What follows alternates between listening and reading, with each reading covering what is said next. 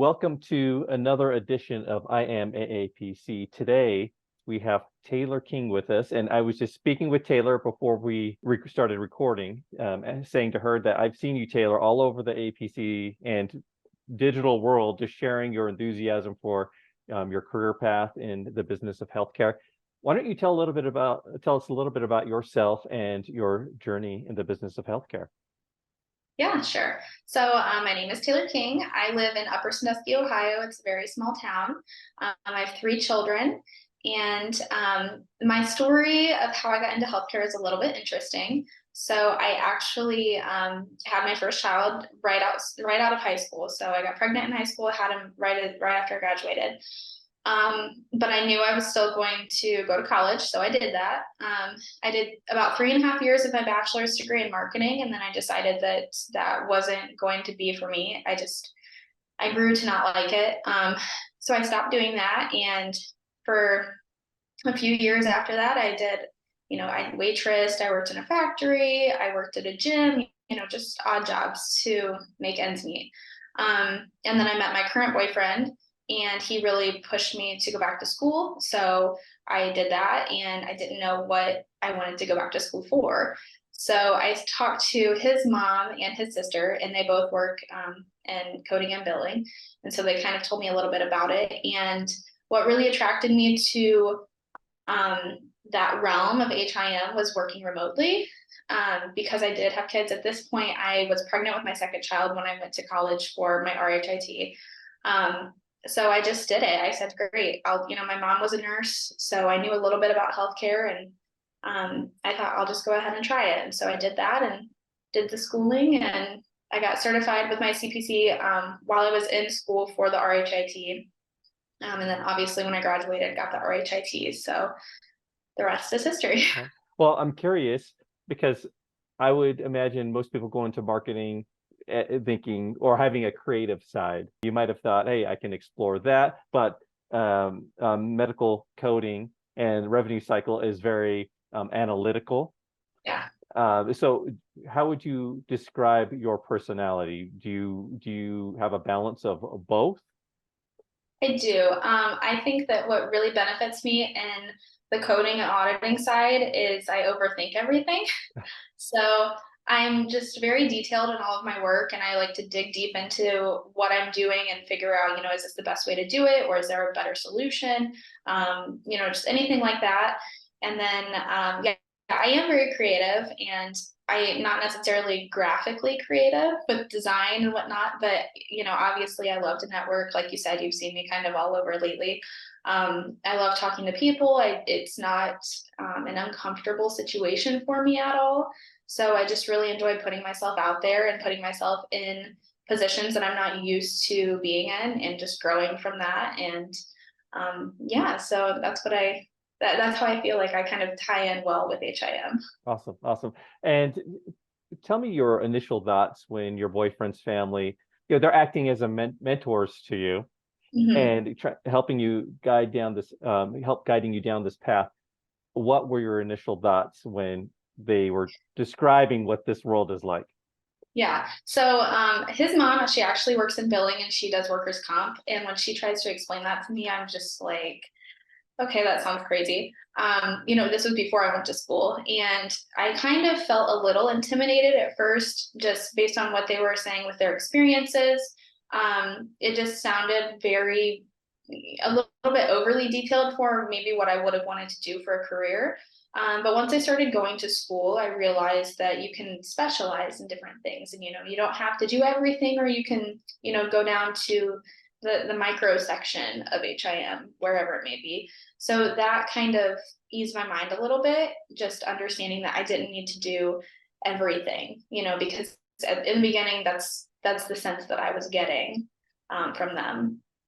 There are many different paths you can go down, Yes. and you didn't know that at first, and now Right. you see this. And now here you are, a mom with a few kids, and how has this career, this journey, helped you provide for your family? Has it been what you thought it'd be? Yeah, it's been more than I ever thought it would be, actually. I started with a local health system, and so that it was nice to work locally in the beginning. Nice to take my children to providers that I was working with, intimately. So I knew them on a personal level. I knew, I had meetings with them, things like that. Um, but it's the remote work has been great, and that was the most important thing to me in the beginning. But it really has been financially well for me because the area that I live in is not, we don't have a plethora of jobs open. It's, if you picture a really rural farm town in Ohio, that's what it is. um, so, there isn't a lot of opportunity where I live unless you drive to the city to work on site, or if are working in a factory or just a local shop or something of that nature.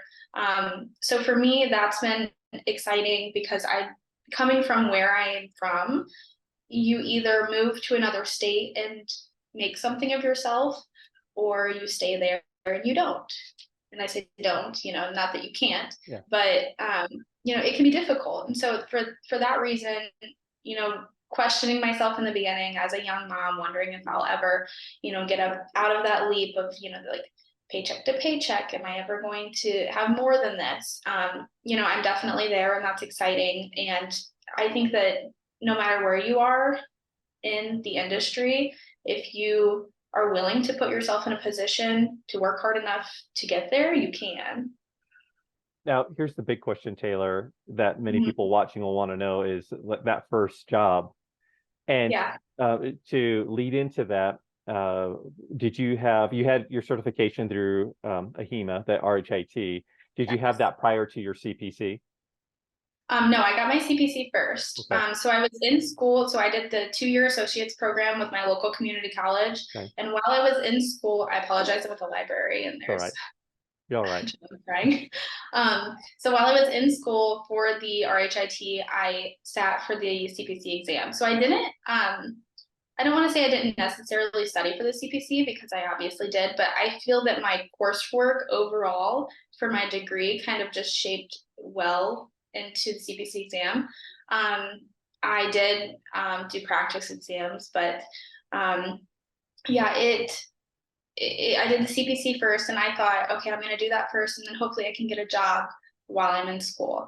And that's exactly what I did. So at the end of my first year of college, I got a position with the local health system as a medical records analyst. Okay. At that point, I knew all about ROI and things of that nature, but I didn't know what I was doing. So Because that role isn't necessarily coding. It puts you no, in not at that. all. Okay. It puts you near it. Right. Right. Okay. All right. Yeah, so I started as a medical records analyst, not coding at all, doing more administrative things and scanning papers, things of that nature. And then from there, we actually had a coder position open up at that same health system, and they knew that I was certified and that I was about to graduate with my RHIT, so they asked me if I would like to interview. And I said, yeah, of course. Why wouldn't I? Yeah. So I interviewed, and they were amazing. I was actually about to go on maternity leave at the time, and they said, you can just start whenever you get back. So Wow. that was my first coding job. Yeah. That's awesome. How long were you in that position for? I finished that position, and it was about 6 or 7 months, I'd say, before I moved to contract coding. Okay. And what would you say to someone watching who's struggling to get that first position? What would you tell them? Definitely have a great resume. I think that a lot of it has to do with your interview skills and how confident you are in the way that you speak about yourself, or I like to call it selling yourself. But not in a negative way. You don't oversell yourself, but understand where your strengths and your weaknesses are, and make sure that you can use your words to properly convey that to the person that is interviewing you, whether it be the manager or HR. Just making sure that they understand how serious you are about the position, how passionate you are about your career, things like that. That will really put you over the top, and show them that you're not just there for a job. You're there for a career. Did you rehearse? Did I rehearse? Uh-huh. Like the For question this, wasn't, yeah, well, for interviews, for job interviews, did you have exam questions and you or interview questions and went through them, practiced? I didn't. I never did that. I Okay. will be honest. I feel like I'm really talking just comes easy for me. I will say I usually before my interviews, I will kind of think to myself, these are typical interview questions. What are some of your strengths and weaknesses? What's the situation you've been put in where you might have had to, address a hard situation, things of that nature. But so I'll kind of go through those in my head and come up with something that's more tailored to the company or the position. But overall, I feel that when I'm just talking about why I want to work there, why I want the position, why I feel confident in doing so, I think that that's usually enough. Okay. All right. And so if you're watching and you may not feel as confident as Taylor does with expressing yourself, um, it may not hurt to write down those things that you would say and review them. Yeah, I do recommend that. And some of the people who are newly certified who reach out to me on LinkedIn, I've helped them go over their resumes. I've guided them in directions of companies that typically hire entry level coders, how to, I guess, navigate where they want to go in their career, focus on that first, and then focus on, like you said, making a list of your strengths and weaknesses. Maybe rehearsing is good for you. Maybe that will help you. Maybe making note cards or things of like, things like that. Yep. But also reaching out to people. And I know not everybody likes to do that. Not everybody likes to network or do, the cold calls or the cold messaging. But I really feel that it's beneficial because I have not met a single person in the industry yet who's unwilling to help somebody. Especially with AAPC. I mean, I've met so many people just becoming an officer, and I've reached out to people. Actually, just recently, I had an issue, and I reached out on LinkedIn, and a couple of the board of directors messaged me with some advice, and it was helpful.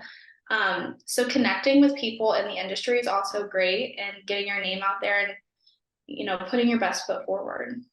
All right, awesome. I love it. Now we're going to jump around a little bit, Taylor, but I want to Okay. piece together this timeline. So you Okay. receive your CPC, I get CPCA because you were Yes. an apprentice at that time. Right after that, you get this position as a medical records clerk. Mm-hmm. And how long after being certified did you receive that? Pretty quick. Let's see. I was certified, I think it was a September maybe, Okay. and I got the job late November. It was right Okay. before December started. So Okay. about a month later. And Um, how long were you in that medical records position until you worked as a coder? 7 months. Okay. Wow. Mhm. That's pretty quick. Yeah. Yeah. Okay. I was there from pretty much December to June of the next year. And then that's when they interviewed me for the coding position. And then once I came back from maternity leave, I transitioned to the coding position from there. Okay. Wow. All right. So it's awesome. It can be done. And I, Yes. I I always say, Taylor, that everybody's journey is different. Yours certainly is. Although I believe Ray, do you know Ray Marie Jimenez, AAPC's VP of product? Yes. Yes. Yes. If I recall right, she also started in medical records. And Oh, now really? she's an executive for AAPC. So you never know what's in your future, right? Mhm. I Yeah, love that. yeah, it can be a surprise. Yes. All right. So I want to dig into your exam experience because Okay. we know how difficult the CPC exam can be. Mhm. Um, to start, what information did you wish you knew before taking the exam that you would like to share with someone else? Yeah, so I definitely think that utilizing the resources that you get with AAPC is a huge ordeal. I had two practice exams, and I only took one of them. And I wish I would have taken both of them. Maybe it would have bumped my percentage up a little bit higher on my final score. Nonetheless, I passed, but maybe it could have been better. So utilizing that, making sure that you are reaching out for help if you need it, reaching out. I believe AAPC has the program where you can reach out to an expert with questions. Yes. Um, if you do have a question, an exam question, things like that. If you have an instructor, if you're going through an actual school, reaching out to them for help or maybe additional study information would be great also.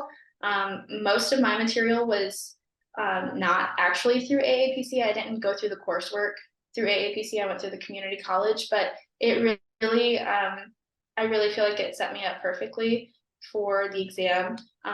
Focusing on updates is important, and make sure you have the correct books.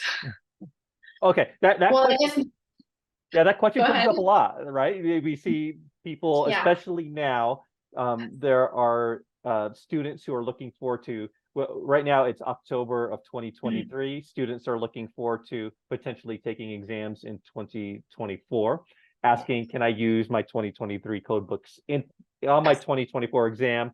And you say you should not. Right. Okay. Yes. All right. And additionally, are they going, you know, maybe this is off topic a little bit, but it might be beneficial too to let people know who are listening if the ebook will be part of the electronic exams next year.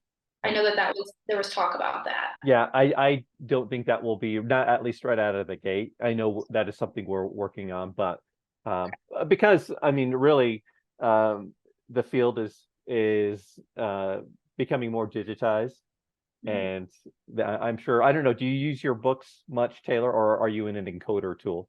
Very rarely. I Okay. use my encoder. I do use the book when I'm trying to like create a presentation or things like that. You know, if it's something that I'm going to be speaking on, I like to kind of get down to the nitty gritty and use the book again. But when I'm working every day, yeah, I use an encoder. All right. All right. I love it. Okay. Now let's talk about where you're at now. So you were in that first coding position for about 6-7 months. Yep. And then you jumped quick, which is, I mean, that's what I Yeah. love is we talked about this. There's so many different avenues you could take. Tell us about that next step. Yeah. So I, ironically enough, I transitioned and I worked for Omega Healthcare, which is formerly Imagine. And when I was working at the local health system that I was at, we actually used Imagine for our monthly CEUs. So that's how I found out about the company. And I saw that they were hiring coders, and I thought, you know, I'll try it. Why not? So I interviewed, and I'll be 100% transparent. The sole reason that I even applied for the job was because I knew that it would be a good financial move for me. And I was very transparent with my previous job about that. I actually loved that job. I cried when I left, and I'm still very close with them. But yeah, it was purely financial reasons, and so I interviewed, and I got it. I interviewed, they got the job the next day, and I thought, okay, well, something must have went right. Yeah. So I started working for Omega, and I absolutely loved working for Omega. They are a great company to work for. That was a work from home. Yes, it was 100% work from home. Okay.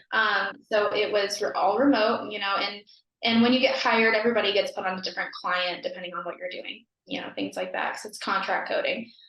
So I did that until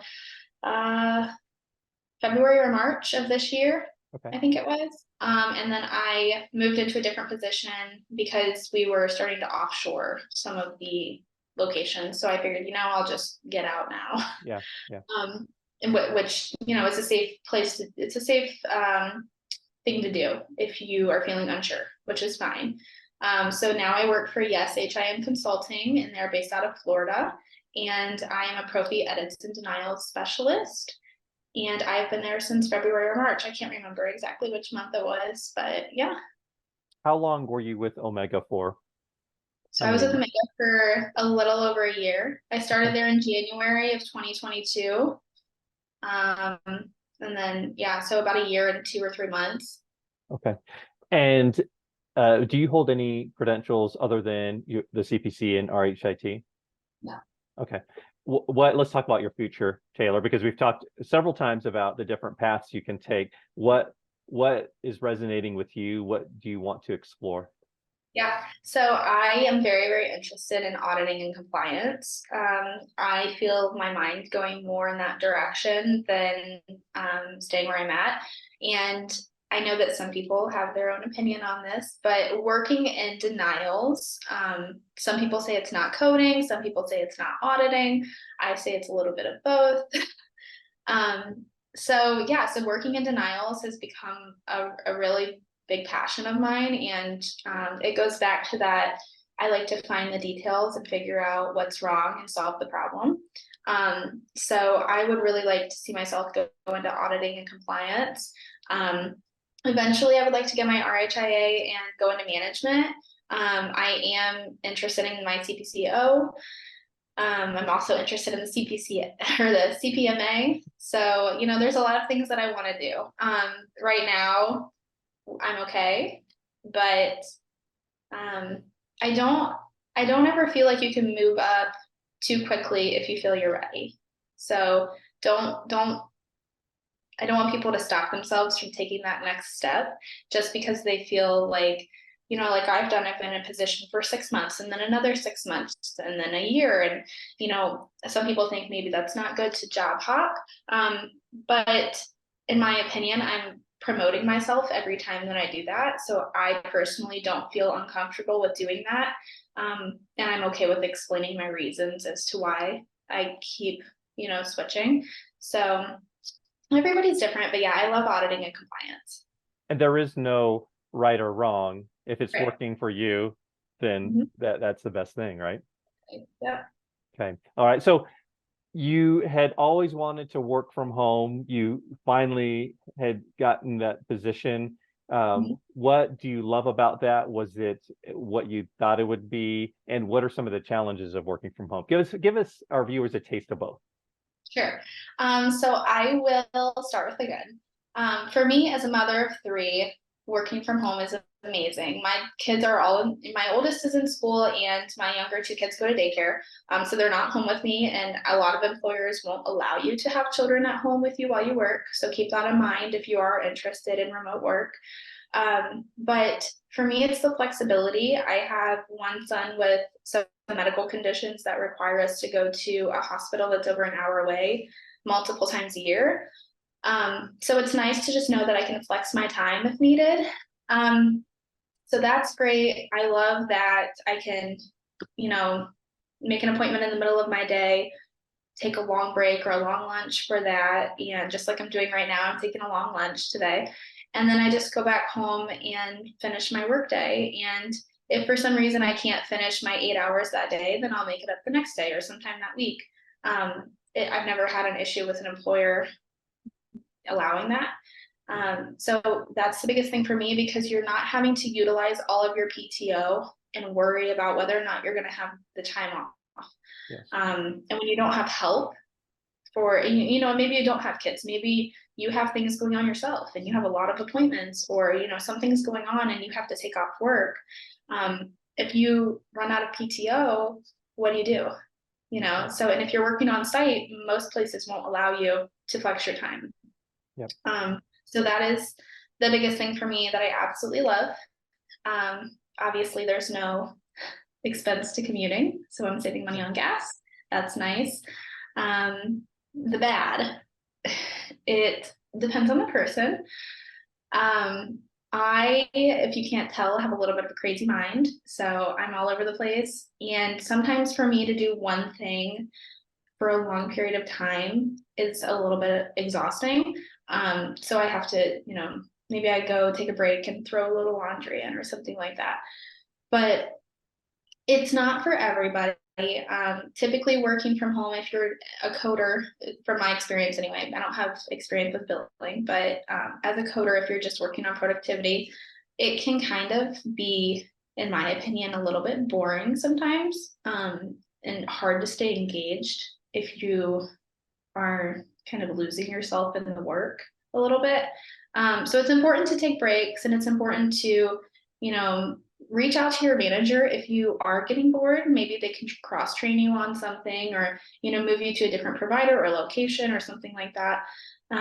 So definitely have communication with your management if that's a position that you're in. But that is the biggest thing for me. I just find it a little hard sometimes to stay focused on the one thing that I need to do, because my mind has 10 things going on all the time. So that's the hardest thing for me. Yeah. Okay. All right.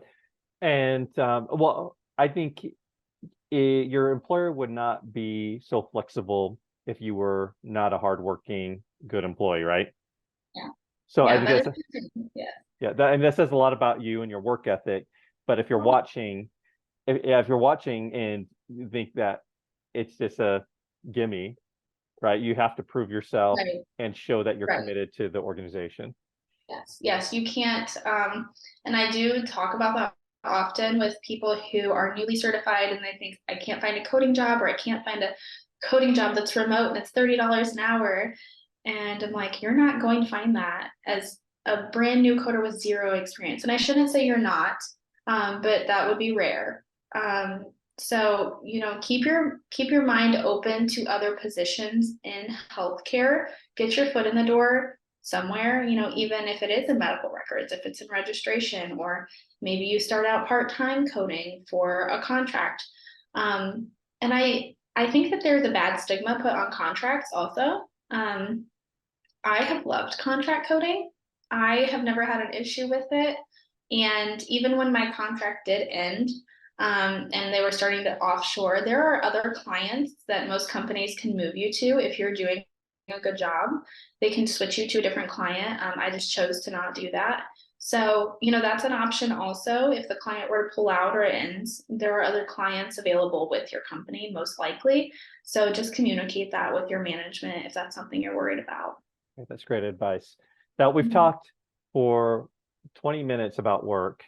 Taylor, Okay. after I know you're busy with a young family, but what we always ask this, what does Taylor like to do outside of work? And when you get that minute of alone time, what do you head for? Yeah. So I love to go to the gym. I do heavy weightlifting, so I it kind of just clears my mind, and it's a place that I can just put my headphones on and listen to music, and I just let go of work. I let go of life. It's just my one thing that I do for myself. But I also love to play soccer with my kids out in the yard. We've got probably we have like 17 acres, but like Wow. 5 of it is grass. So we have a lot of area to do things. So I play outside with my kids. And I love, and this is not to be cliche at all, but I love to help my AAPC members and volunteer. I just started writing some articles and some blogs, so I've been doing that, and just kind of always trying to figure out how I can be better. That's really important to me, and always moving forward and always being better than I was the day before. So I do a lot of self-education and self-work, whether it be in life or in my career. So I'm not super interesting, but Yeah. Well, it sounds fun, and it's hard to find that time when you have a young family, right? yeah, it is. It's very hard, but you have to make the time. You have to. Yes, awesome. Well, Taylor, thank you so much for sharing your story, Absolutely. and we're excited to see where your career heads in the future. Thank you. Thanks for having me. You're welcome. Now, for those watching, know that you can also listen to Taylor share her story on the AAPC podcast. You can find that at the AAPC podcast on your favorite podcast app, and we will also put this on YouTube. And Taylor, thanks so much for your time. Thank you so much. Have a great day. You too.